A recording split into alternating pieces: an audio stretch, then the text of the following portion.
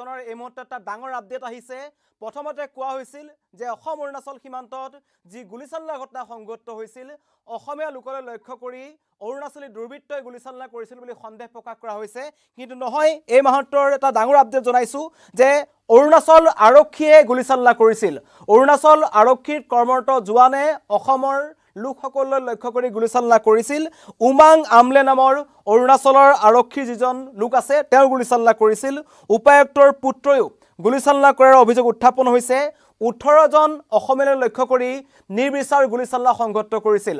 অৰুণাচল আৰক্ষীৰ ভয়ংকৰ কাণ্ড, অসমৰ লোকলৈ লক্ষ্য কৰি সীমান্তত গুলিচালনা কৰিছিল, য'ত 18 জন অসমীয়া লোক আহত হ'ব লগা হৈছে। কেইবাজনৰ অৱস্থা অতি সংকটজনক। জনাই আছো সীমান্তৱৰ্তী মিমাং বদতিত অৰুণাচলী দুৰ্বৃত্তৰ সন্তাসৰ খবৰ আহিছিল, কিন্তু অৰুণাচলী দুৰ্বৃত্ত নহয়। এই সমগ্ৰ গুলিচালনাৰ ঘটনাটো সংঘটিত কৰিছিল খুদ অৰুণাচল আৰক্ষীয়ে। অৰুণাচল আৰক্ষীৰ পোছাকধাৰী একাংশ লোকে এই ঘটনা সংঘটিত কৰিছে আৰু তাৰ পাছতে এতিয়া সেই সমগ্ৰ অঞ্চলটোত চেপা উত্তেজনাই বিৰাজ কৰিছে। কেইবাজনকো অতি সংকটজনক অৱস্থাত ডিব্ৰুগড়লৈ প্ৰেৰণ কৰা হৈছে। আহত আন কেইবাজনো ধেমাজিৰ চিকিৎসালয়ত চিকিৎসাধীন হৈ আছে।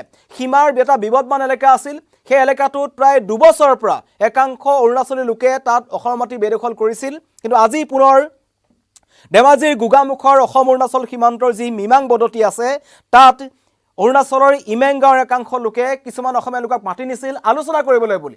আৰু যেতিয়া আলোচনা কৰিবলৈ গৈছিল, তেতিয়াই নিৰ্বিচাৰ গুলিচালনাৰ ঘটনা সংঘটিত হৈছিল, য'ত খিলঞ্জীয়া লোক সঞ্জয় টায়ুং, দুৰ্গেশ্বৰ পাটৰ, ৰোহিত দলে, নাগৰাজ দলে, পামে পেগু, উৎপল দলে, জান দলে, বিজ্ঞেশ্বৰ দলে, এনেকুৱা 18 জনকৈ অসমীয়া লোক আহত হৈছে। আৰু অতি পৰিতাপৰ কথা যে সীমা বিবাদৰ আলোচনা চলি আছে দুয়োখন ৰাজ্যৰ মাজত। মন্ত্ৰীসকলে আলোচনা কৰি আছিল, উচ্চ স্তৰৰ কমিটি গঠন কৰা হৈছিল, কেন্দ্ৰত আলোচনা চলি আছিল, নতুন দিল্লীত আলোচনা চলি আছিল। কিন্তু তাৰ মাজতেই অৰুণাচল আৰক্ষীয়ে গুলিচালনা কৰিছে, য'ত 18 জনকৈ অসমীয়া লোক আহত হ'ব লগা হৈছে। কেইবাজনৰ অৱস্থা অতি সংকটজনক। আৰু ইতিমধ্যেই এই ঘটনা সন্দৰ্ভত মুখ্যমন্ত্ৰীয়ে প্ৰতিক্ৰিয়া প্ৰকাশ কৰিছে। তেওঁ অসম অৰুণাচলৰ মুখ্য সচিবৰ মাজত আলোচনা সম্পন্ন কৰিছে, লগতে কৈছে আৰক্ষী সঞ্চালক প্ৰধানেও ঘটনাটো নিৰীক্ষণ কৰি আছে। পৰিৱেশটোৰ কাৰণে প্ৰকৃততে কোন দায়ী অনুসন্ধান কৰা হ'ব, তদন্ত কৰা হ'ব। কিন্তু তদন্তৰ আশ্বাস বহু আগতে দিয়া হ'ল। ইয়াৰ পূৰ্বেও নাগালেণ্ড আৰক্ষীয়েও অনুৰূপ ধৰণৰ ঘটনা সংঘটিত কৰিছিল, কাৰণ সেই ৰাজ্যসমূহৰ আৰক্ষী, ছাত্ৰ নেতা বা দুৰ্বৃত্ত সকলো একগোট হৈ তেওঁলোক আহে। নগা মানে নগা, অৰুণাচলী মানে অৰুণাচলী। কিন্তু আমাৰ ইয়াত বিভিন্ন ধৰণৰ ভাগ ভাগ থাকে। অসম আৰক্ষীয়ে বা CRPFৰ যিসকল লোক আছে তেওঁলোকে সীমান্তৰ ফালৰ লোকসকলৰ ফালে কথা নকয়, কিন্তু তাৰ বিপৰীতে অৰুণাচল আৰক্ষীৰ লোকেই গুলি ফুটাই 18 জনকৈ অসমীয়া লোকক আহত কৰি থৈ গ'ল, যাৰ পিছত এতিয়া সেই সমগ্ৰ অঞ্চলটোত এক চেপা উত্তেজনাই বিৰাজ কৰিছে। 18 জন লোক আহত হৈছে, কেইবাজনকো অতি সংকটজনক অৱস্থাত তেওঁলোকক ডিব্ৰুগড়লৈ প্ৰেৰণ কৰা হৈছে। এই মুহূৰ্তৰ এটা ডাঙৰ আপডেট জনাইছো। আমি প্ৰতিটো মুহূৰ্তৰ খবৰ দি আহিছিলোঁ।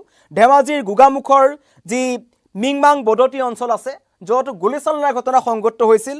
প্ৰথমতে সন্দেহ কৰা হৈছিল যে এই গুলিচালনাৰ ঘটনাত একাংশ দুৰ্বৃত্ত আছে বা দখল কৰিবলৈ অহা একাংশ লোক জড়িত হৈ আছিল, কিন্তু নহয়। তাৰ বিপৰীতে জনাইছো যে অৰুণাচল আৰক্ষীৰ জোৱানে গুলিচালনাৰ ঘটনা সংঘটিত কৰিছিল। আৰু যিজন জোৱান আছে তেখেতৰ নাম হৈছে উমাং আমলে।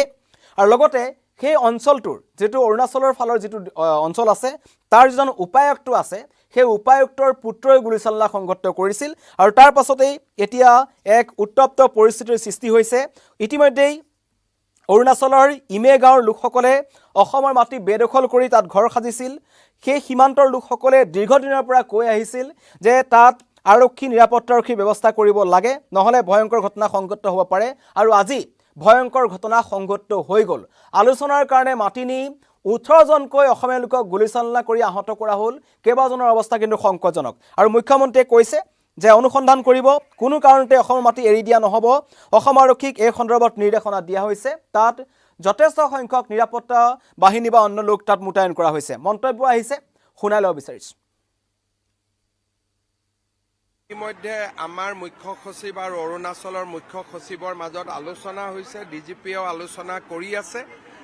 উত্তেজনা হ্ৰাস কৰিব লাগিব আৰু পৰিৱেশটোৰ বাবে কোন দায়ী তাৰ বিষয়ে আমি নিশ্চিতভাৱে অনুসন্ধান কৰি ব্যৱস্থা ল'ব লাগিব।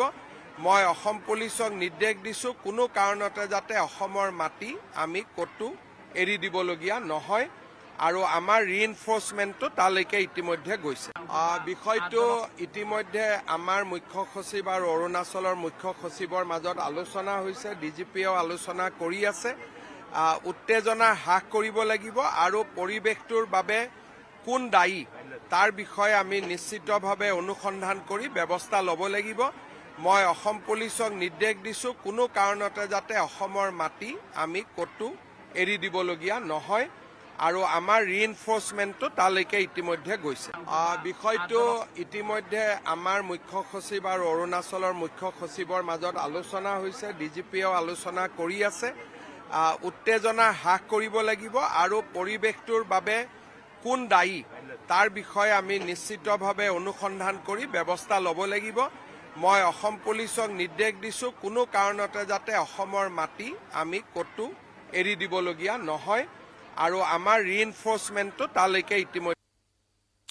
মুখ্যমন্ত্ৰীৰ মন্তব্য শুনিলে মুখ্যমন্ত্ৰীয়ে কৈছে পৰিৱেশটোৰ কাৰণে কোন দায়ী তদন্ত কৰা হ'ব। লগতে আৰক্ষী সঞ্চালক প্ৰধানে সমগ্ৰ ঘটনাটোৰ তদন্ত কৰিছে। লগতে কোনো কাৰণত অসমৰ মাটি এৰি দিয়া নহ'ব এই হুংকাৰ দিয়া হৈছে আৰু লগতে কোৱা হৈছে যে আহতসকলক বিনামূলীয়াকৈ চিকিৎসা সেৱা প্ৰদান কৰা হ'ব। ইতিমধ্যেই কেইবাজনকো ডিব্ৰুগড়লৈ প্ৰেৰণ কৰা হৈছে।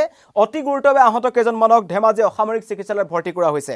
এক ভয়ংকৰ ঘটনা অৰুণাচল আৰক্ষীয়ে গুলীচালনা সংঘটিত কৰিছে। এটা ভয়ংকৰ তথ্য আপোনালোকক জনাই আছোঁ আৰু ভুক্তভোগীৰ মন্তব্য আহিছে। যিজনৰ গাত গুলী লাগিছে তেওঁ দেখিছে যে অৰুণাচল আৰক্ষীয়ে গুলীয়াইছে, তেওঁৰ মন্তব্য শুনাব বিচাৰিছোঁ। গাঁও হয় ইমে অৰুণাচলৰ গাঁও হয়। অৰুণাচলৰ গাঁৱৰ মানুহ ইমে গাঁৱে আমাক মাতিছিলে। আমাৰ আসামৰ মাটি সিহঁতে কাঢ়ি লোৱাৰ কাৰণে সিহঁতে মাতিছিলে যে আমাক আপোনালোকৰ মাটি চবেই মিলি পিনি খাব লাগে, আপোনালোকৰ লগত আমি হাই কাজিয়া নকৰোঁ বুলি আমাক মাতাৰ কাৰণে আমি ইয়াৰ পৰা আৰামত গৈছিলোঁ। তালৈ মাতি নি ইহঁতৰ গাঁৱত পোৱাৰ লগে লগে আমাক গুলিয়ালে। প্ৰথমে মোক গুলিয়াইছে, তাৰপিছত ছেকেণ্ডত সিয়ে গুলিয়াইছে। আৰু যিজন মানুহে গুলিয়াইছে সি বেলেগ নহয়, সি চৰকাৰৰ মানুহ হয়, সি পুলিচ অফিচাৰ হয়। ই পুলিচ অফিচাৰ হয়। সি উমাং অমলে কেতিয়াও সি এইটো কাম কৰিব নালাগিছিলে। অৰুণাচলী পুলিচ, সি অৰুণাচলৰ পুলিচ অফিচাৰ হয়। আমাৰ ইয়াত এতিয়া 18জন আহিছে আৰু মানুহ আহি আছে। 18জন এতিয়ালৈকে 18জন চিৰিয়াছ হোৱাৰ কাৰণে আহিছে আৰু মানুহ আহিছে। ইহঁতে আমাৰ অসমৰ মাটি কাঢ়ি লৈছে। অসমৰ মাটি কাঢ়ি লওঁতে ইহঁতক আমি কৈছিলোঁ যে আপোনালোকে অসমৰ মাটি কিয় কাঢ়িছে। ইহঁত এনেকৈ কওঁতে ইহঁতে মিলাম, আপোনালোকে চিন্তা নকৰিব, গুচি আমাৰ ইয়াতে মিলাম বুলি কোৱাৰ কাৰণে আমি গৈছিলোঁ। ইহঁতে তালৈ পোৱাৰ লগে লগে আমাক গুলিয়ালে।